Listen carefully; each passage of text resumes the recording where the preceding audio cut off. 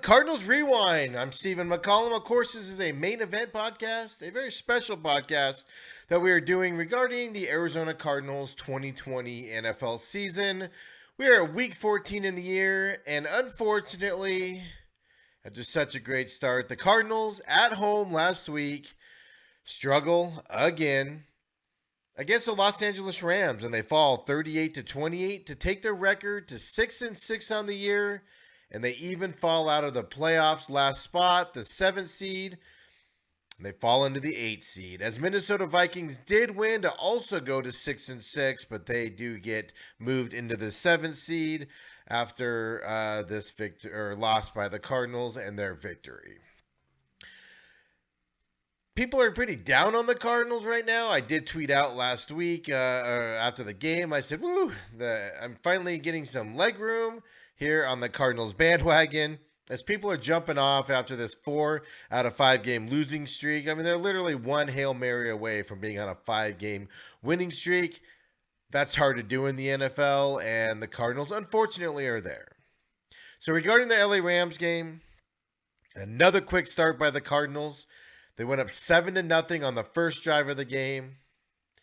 Beautiful drive by the Cardinals. Ended up being a touchdown pass to Dan Arnold, the tight end of all people. 59 yards across the middle. Goes down and scores. Cardinals up 7-0. I went ahead and tweeted out, great start by the Cardinals, but we said it last week. Maybe they learned something. Put that tweet out there, and what we learned? Cardinals learned absolutely nothing. And then they continue to struggle after a great start, just like they had in Week 13 against the Patriots. That's how it began, right? Lots of negatives this time. Like, we're getting more and more negative on the Cardinals because we're seeing things that, quite frankly, we've seen all season. They're not improving on. And then they're just giving up a lot of yardage and things that, quite frankly, they shouldn't be doing. The Rams offense struggled going into this game. Man, they found themselves for this game. Absolutely crazy how they did it. So let's get into it, right? Let's get into what we always do. We always try to stay positive and put some spins on this and find some positives in these games with the Cardinals. Because like I said all along, look, it's disappointing they're 6-6 after their start. Absolutely. There's no ifs, ands, or buts around that right now. However, like I said, if I would have told you the Cardinals would be 6-6 after Week 13 to begin the season, you would have taken it. It's how they gotten there is why it's so disappointing. You have expectations on this team now, and they're just letting those expectations down with the way that they got to this 6-6. They started the Patriots game in Week 13 really good. Turnover, touchdown. This game they started really good. 4 plays, 60 yards, 7-0. Of course, a 59-yard touchdown to Dan Arnold across the middle. Beautiful offensive start to the game. But that's it. The defense comes down on the first drive for the Rams. Hold them 8 plays, 37 yards, turnover on downs. The defense stopped them on 4th down, 4th and 6. Arizona 38, Jared Goff, incomplete pass. Couldn't have structured the start of this game any better. It's what you wanted to see as a Cardinals fan. Against the Rams here, we got exactly what we expected to see and what we wanted to see. But then we saw the Cardinals that have been happening these last 4 or 5 games. Next drive, 3 plays, -4 yards for the Cardinals. Next drive, 3 plays, 6 yards for the Cardinals. Next play, 3 plays, 0 yards for the Cardinals. 59 seconds off the clock. Next time they had the ball, 3 plays, 0 yards. Minute 5 off the clock. Then we'll talk about this like we always do. Next drive they got it, 6 plays, 20 yards. 48-yard field goal for Zane Gonzalez. Misses it. Right at the end of the half. That's how the first half of the Cardinals went. Excellent start. And then we saw the Cardinals we've been seeing. They're mired in a funk right now. They don't know how to get out of it. They don't know how to. They have a great start to a game. They fall off after that. If they have a bad start to a game, they come back later in the game. It's what this Cardinals team is right now. So as I said, negatives, so many, right? Let's just talk about them. They gave up 351 passing yards to Jared Goff. Jared Goff, the Rams quarterback, went for 37 of 47 attempts, 351 yards, 1 touchdown through the air, 0 interceptions. Jared Goff came into this game struggling. His head coach called him out in public, saying he needs to be better at what he's doing, and he responded. He came into this game, took it over. That Rams offense dominated the game. Cam Akers, the Rams running back, 21 carries, 72 yards. But where that came into was the second half, and we're going to talk about this in a minute. The second half, when the Cardinals defense was run down and tired, Cam Akers took over that ball game on the ground, which is what a running back is supposed to do. Another negative, the Cardinals offense, for the 4th game in a row, has struggled mightily, and they can't figure out how to get this offense moving when Kyler Murray cannot run the football. 4th game in a row now where Kyler Murray doesn't even try to run the football. He has to throw it from the pocket, which isn't his strength. He's a young quarterback, year 2. That's not his strength. He struggles throwing from the pocket. The NFL knows this. They're not letting him get outside to throw from the outside, and it's showing on this offense.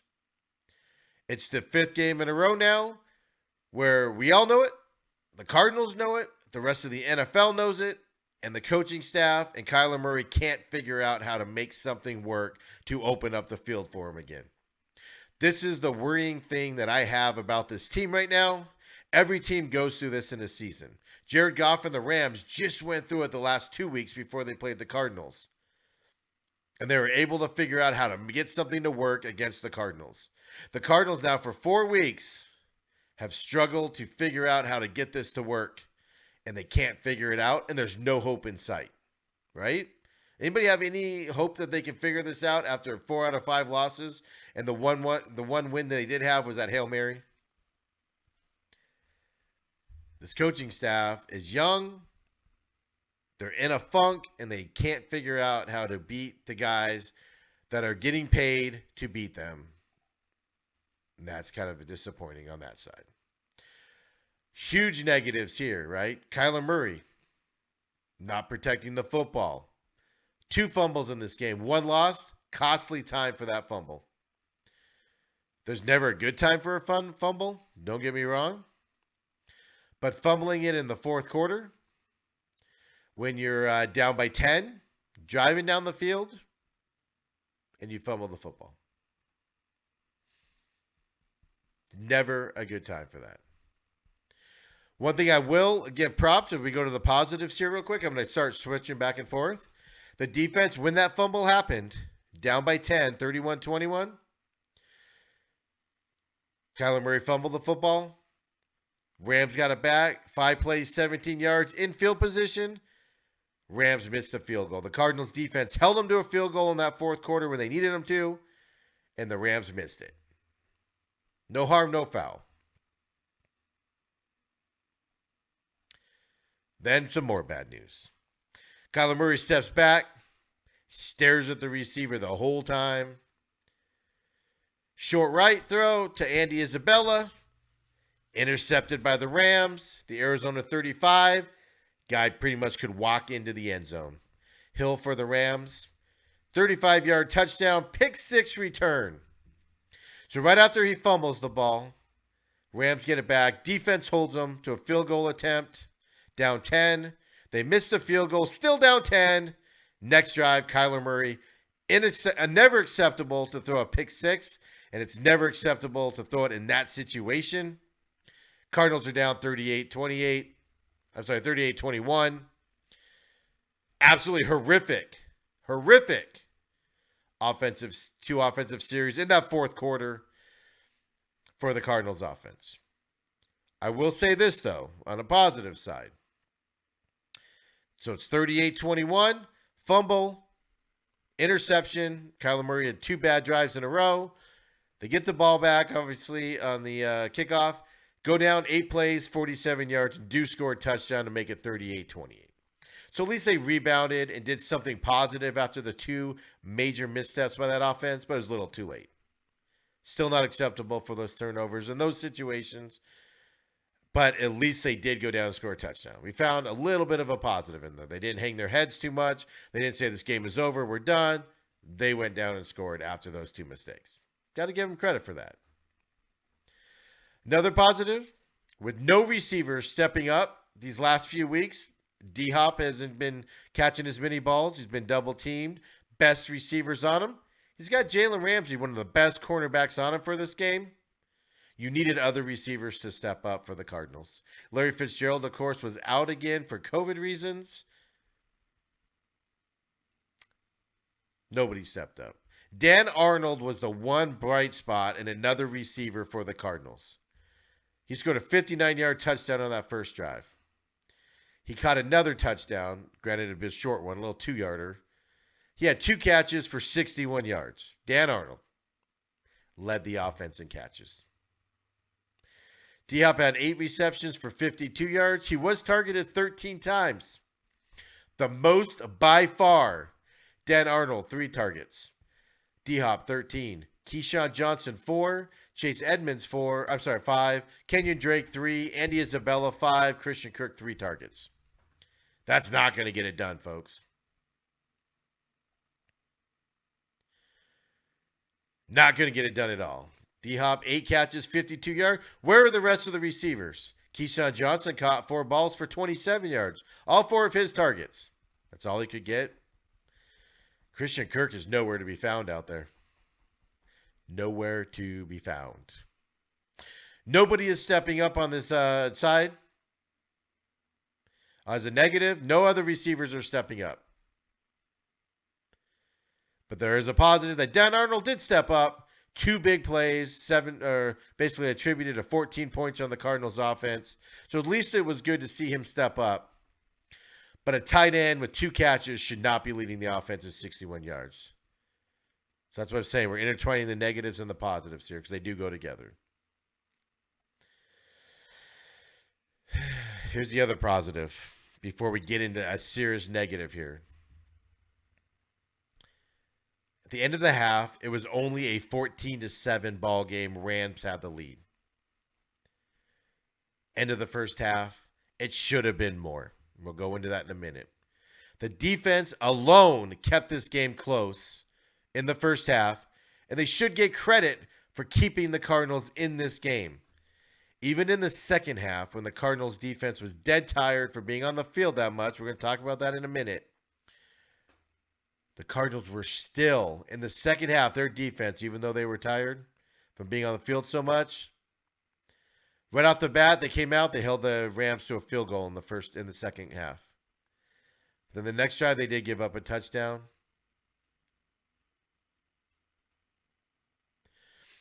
They gave up another touchdown. Next time they had it, they held them after that fumble to a missed field goal. Defense eventually buckled because they were tired. And here's what I'm talking about, folks. So the positive is the defense kept them in the first half. But the offense didn't do them any favors in the second half. And they just got tired and worn out, and they ended up caving in. Major negative here. Cardinals offense wasn't on the field that much in the first half. Do you want to know how bad the offset was here? How bad the Cardinals offense was in that first half? First quarter, Rams had the ball 10 minutes and 33 seconds. 10 minutes, 33 seconds. For those of you that don't know, quarters are 15 minutes long. Cardinals offense had the ball for 4 minutes and 27 seconds. First quarter. 6-minute differential in the first quarter. An offense can't get rhythm. An offense can't put a game plan together. Only being on the field for 4 minutes and 27 seconds.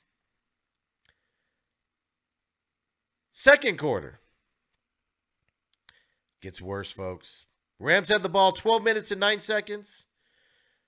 Cardinals, if you do the math, 2 minutes and 51 seconds. Even less time the Cardinals offense was on the field in the second half.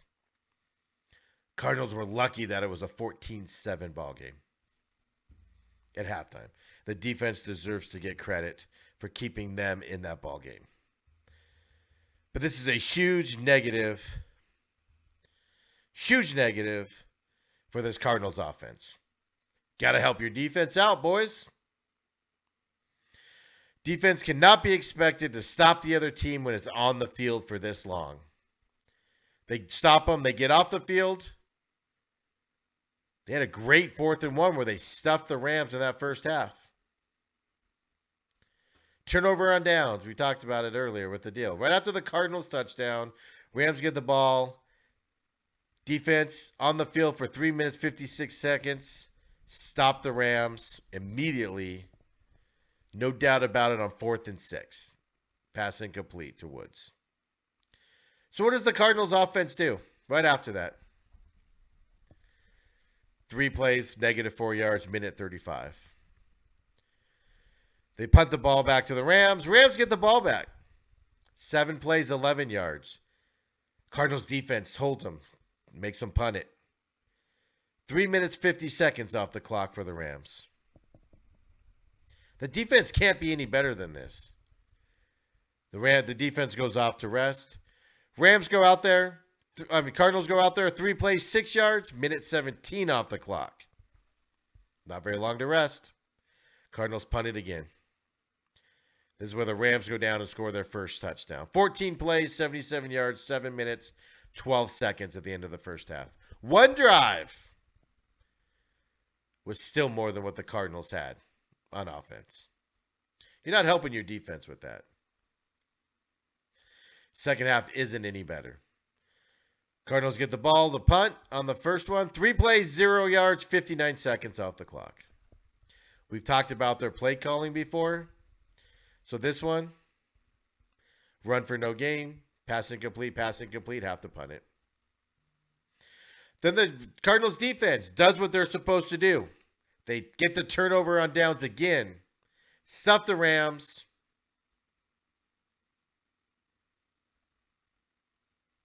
On 4th and goal at the Arizona 1 to keep them out of the end zone. The defense did what they were supposed to do. Rams had the ball for 4 minutes, 13 seconds. Be hyped up, offense. Let's go. Let's help our defense out. Nope. 3 plays, 0 yards, minute 5 off the clock. I'll let you guys guess what the calls were. Pass incomplete. Run for no gain on first down.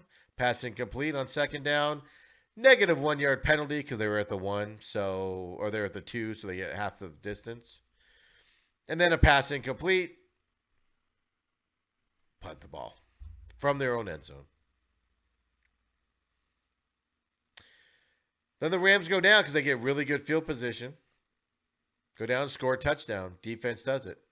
Gives up the touchdown finally. 14-7 Rams. All right, offense comes back on the field. 6 plays, 20 yards. They get a 6-yard run right off the bat. A 6-yard pass. An 8-yard pass. Pass goes incomplete. They get helped with a 25-yard penalty against Jalen Ramsey on D-Hop. They move the ball 25 yards down the field with 18 seconds to go in the half. Huge help for the Cardinals. They're going to go down and be in scoring position. 18 seconds to go. They pass the ball. Incomplete. 13 seconds to go. 1st and 10. Pass incomplete. Field goal time, right? On the LA 30. They get that huge penalty to help them drive down the field at the end of the half. Huge for this Cardinals offense that struggled this first half. They get down there. Can't get any closer with a quick play as time's running out. I get this. They have to kick a field goal. 48-yard field goal attempt. Zane Gonzalez has been struggling from this distance. But you have to. Time's running out. You got the penalty, 25-yard penalty. You went from your 45 to the Rams 30. You tried a quick pass, incomplete, to try to get some. This is the one where D-Hop catches it on the sideline, but they review it and they bring it back. Otherwise, it would have been at the LA 21, 9 yards closer. So it would have been a 39-yard field goal. But nope, ruled incomplete. Moved the ball back. 48-yard field goal attempt, and y'all know what happened. Without watching the game, y'all knew what was going to happen. Wide left. Then Gonzalez misses it to end the half. Would have made it a 14-10 ball game going into halftime. Totally changes the strategy and what you need to do in the second half. Would have given them an uplifting position, with the defense being on the field that much, the offense basically doing nothing except for a penalty the first drive, and then that penalty on the last drive. Other than that, doing absolutely nothing. Would have given them some confidence and some momentum going into halftime, and he missed it. We'll talk a little bit more about the field goal position here because we're in trouble with it. Everybody says fire Zane Gonzalez. Let's talk about it now.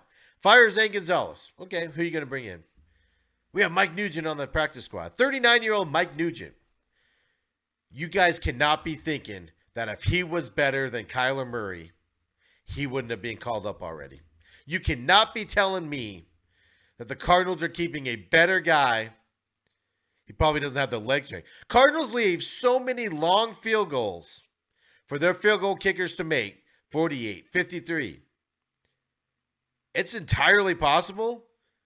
I'm just guessing here, but it's entirely possible Mike Nugent cannot make those field goals. He doesn't have the leg to make them. There's nobody else out there that you can sign that would be an improvement. You're stuck with this guy. You're stuck with Zane Gonzalez. If he misses another one this weekend against the Giants or a couple of them, you might need to make that Mike Nugent move just to give your team some confidence. There's no confidence when he misses those. And those 3 points, those would have been the biggest 3 points for the Cardinals on Sunday if he made that at the end of the half. Because it would have given them, it would have been a 4-point game. And it would have given them some momentum, some confidence going into the second half with an offense that did nothing except for the first drive. Even that last drive, they didn't do anything, but they got that 25-yard penalty.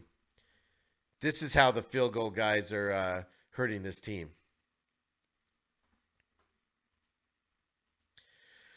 The time of possession did even out in the third quarter and fourth quarter, very close at that point, but that first half was atrocious for the Cardinals offense. So that's the negatives and positives from the game for the most part. Kyler Murray cannot be throwing a pick six like he did.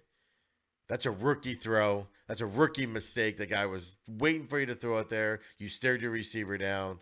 Just bad. Like I said, we already talked about the field goal. He was 0 for 1. He only got one chance at a field goal, but he missed it.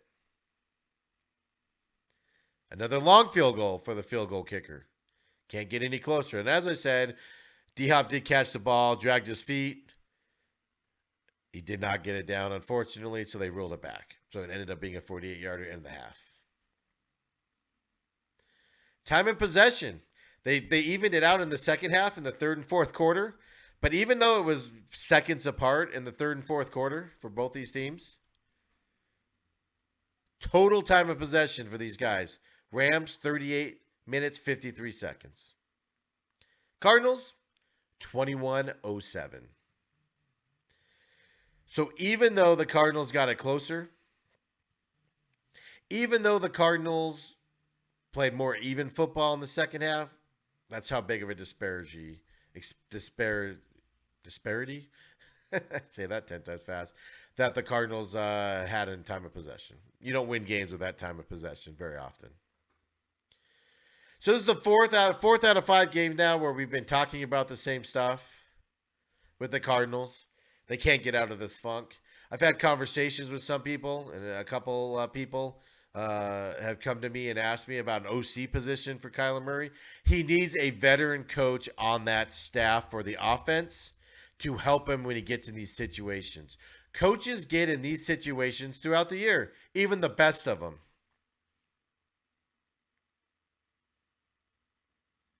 The difference between a bad coach, a good coach, and a great coach is the length of time it takes you to get out of these slumps, where the other teams figure out how to play you and you figure out how to beat them again and change up your game plan. You can't keep doing the same things. And since Kyler got hurt, the Cardinals are doing the same things. It's predictable. I can see it from my couch. You guys can see it from your couch. You know for damn well the guys getting paid a lot of money to put up game plans are seeing it long before we are, and they know what to do with it. Bad coaches never make the adjustment and go on long losing streaks. Good coaches, they figure it out after 4 or 5 games and they go back on their winning ways again. Is that where we are with Cliff? Because he's not a great coach by any stretch of the imagination, and this proves it. A great coach would have had 2 bad games and then figured it out and gotten better again. A Bill Belichick, right? A Joe Judge or the New York Giants who they're playing this weekend. Horrible start to the season with the injuries, the losses, everything. They've won 4 games in a row now. Joe Judge has figured out how to work with his team, put them in positions to win, and motivate them to win after a horrible start to the season. Cliff Kingsbury's the opposite. Started off great, nobody could defend him. Now everybody's defending him, and he doesn't know how to get out of it. This is where we find out Cliff Kingsbury's not in danger of being fired this year, folks. I know I see that everywhere. It's not happening. He's going to get another opportunity next year. They got to turn this around, though. If he's going to be a head coach in this league, one thing I know for sure, he's going to be one hell of an offensive coordinator in this league. He's going to be a great offensive coordinator. But is he going to show us he's a head coach by stepping up, figuring out how to combat these defenses and what they're throwing at him? Or is he just going to be another head coach that can't do it? It's up to him. But it ain't working. That's what he needs to figure out. And that's why a veteran presence on that offensive side, whether you call him a coordinator, you just call him even if he's just a consultant, he's there to talk to Cliff and say, hey, you're doing this stuff. You notice how these defenses are coming at you. This is how you combat it. I don't have it loaded up here, but I've been watching it. Maybe we'll do it next week. We'll see how this game goes. Like D-Hop only runs on the left side of the offense, and he only runs small patterns. It's predictable what he's running. It's predictable what these other receivers are running. He doesn't even look at them. If we can see it from our bench, our couches, the other teams can see it. So, Cliff, are you going to be a head coach in this league, or do you want to be an offensive coordinator? Time to shine, buddy. Figure it out.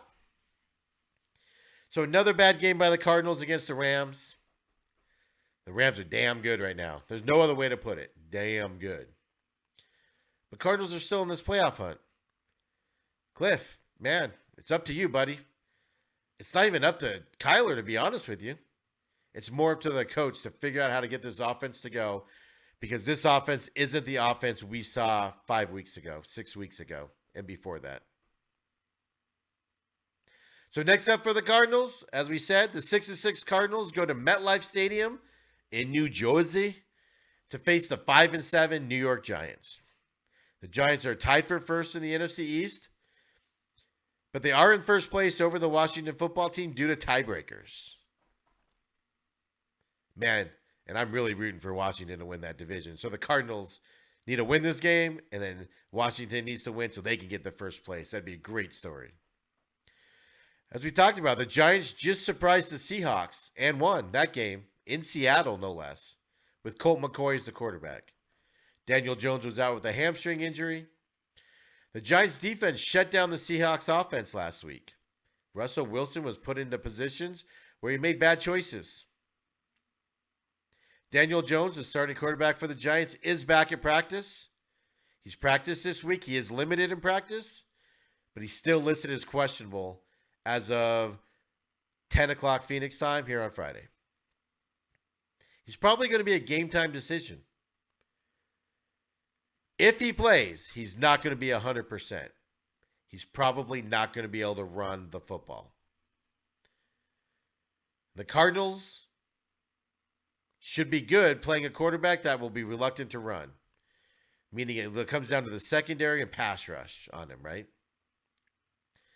If he doesn't play, Daniel Jones isn't able to play, they keep him out another game, the Cardinals should have no problem guarding Colt McCoy. His numbers were not good last week. The Giants ran the football against the Seahawks. mostly. Colt McCoy had like 109 yards passing last week. You stopped the Giants' running game and you forced Colt McCoy to throw the football. It's going to be the same situation if Daniel Jones gets back in there, but Daniel Jones is a better thrower than Colt McCoy is. So the secondary is going to have a bigger game. Stop the Giants' running game is the key to this defense this weekend to force the Giants into their passing. The Cardinals' offense, of course, has been atrocious this last several weeks. We've talked about it every week. We talked about it again today. The Giants have the 10th ranked defense in the league right now. Giants' defense has become a good defense. Their cornerbacks are good. They're shutting down receivers. The Cardinals' receivers have been sucking. Nobody's been stepping up. D-Hop's being curtailed by the best cornerbacks. Nobody else is stepping up. The Giants can also pass rush. Kyler Murray, I said it against the Rams. If Kyler Murray can't run the football and won't run the football, the Cardinals are in trouble. Kyler Murray ran the ball 5 times last week. 5. He sat in the pocket and tried to throw it. It's not how this offense runs. The receivers need to step up for Kyler Murray, catch some passes.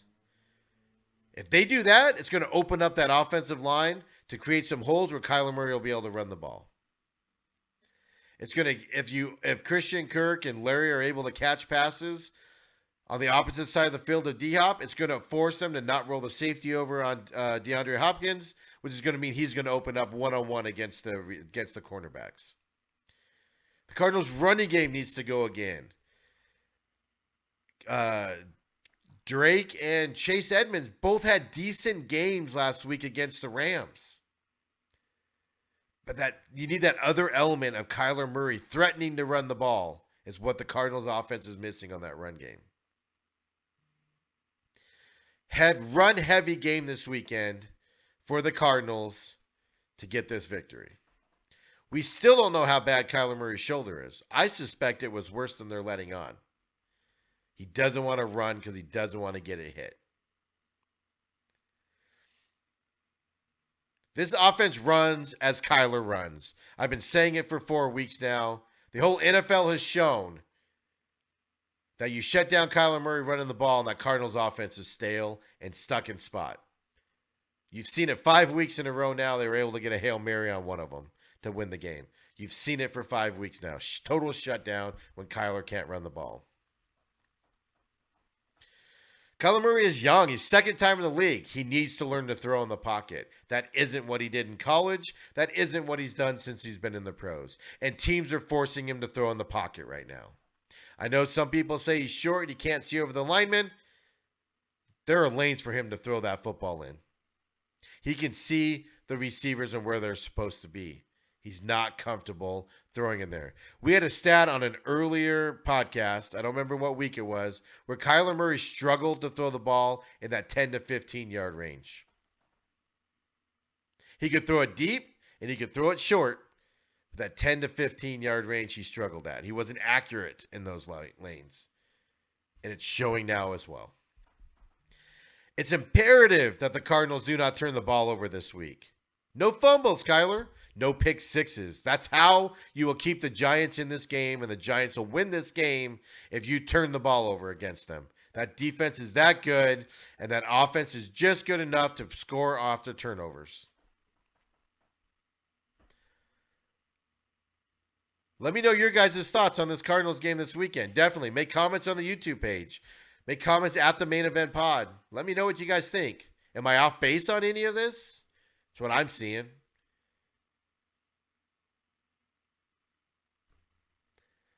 Predictions for this week. Cardinals rebound this weekend. I picked them to win the last couple weeks. The Rams game, I just thought Kyler Murray's going to run the ball, and he didn't. Nothing shows you that Kyler Murray's going to go back to that offense this week either. But he needs to. East Coast, early morning start. I think the weather was going to be like 45 degrees, a little cloudy. Reeling. Good Giants team that's won 4 in a row. It's time to stop them winning. You get back on the winning track. This is what playoff teams do this weekend. They figure out why they're losing. They figure out how to get going. They figure out how to beat the other team. It's called game planning. And playoff teams do it, and playoff teams win, and they go to the playoffs. This is as close to a must-win game the Cardinals have. If they lose this game, their odds to going to the playoffs get considerably worse. They're probably not going to do it. They'd have to win out their next three. They got the Niners, who's railing right now, but it is a rivalry game. And then the Rams to finish the season, and the Rams are just on fire. They need to win this game. So the Cardinals rebound this weekend to beat the Giants 24-20 at MetLife there in New Jersey to get back in the winning column and stay alive in the playoff hunt. A win this weekend will give the Cardinals confidence moving forward. That's what the Cardinals need right now. They need to have confidence that they can continue to win. When you go in a 4 out of 5 game losing streak, your confidence goes down. This team is young. This coaching staff is young. They need to figure out how to snap out of it. Can they do it? I think they can. They've shown enough to me that they can. I expect them to snap out of it. I was hoping it'd be sooner than this, but it hasn't been. So let's go with the Cardinals victory this weekend. Of course, follow me at SMAC500, SMAC500 on the socials, my personal, at the Main Event Pod, where we put the show notes. I'll post this on there, the video, as well as the podcast with Apple, Podbean. You can search for that and find that as well. Let me know your thoughts on this weekend. I know a lot of people are down on the Cardinals right now. You have a right to be down on them. This team has shown what they can be. They need to get back to that. That's where this coaching staff needs to show that they can be head coaches in this league. They can be coordinators in this league. Step it up. Let's go. So go check in next week where we'll review, of course, this New York Giants game against the Cardinals on Sunday. We'll preview the next week's game for Week 15 as well. So appreciate everybody watching. I'm Steven McCollum. See y'all next week. Go Cardinals.